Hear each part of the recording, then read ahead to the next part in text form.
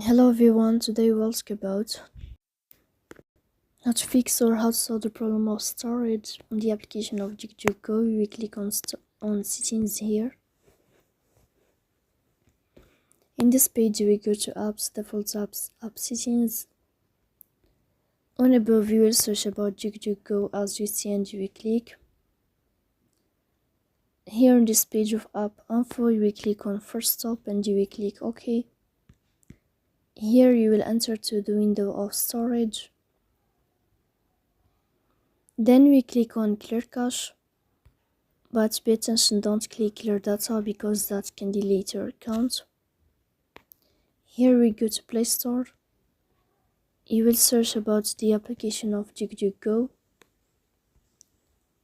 Here if you find updates in this plus sign, then you can update your app. So please don't forget to support us by like and subscribe.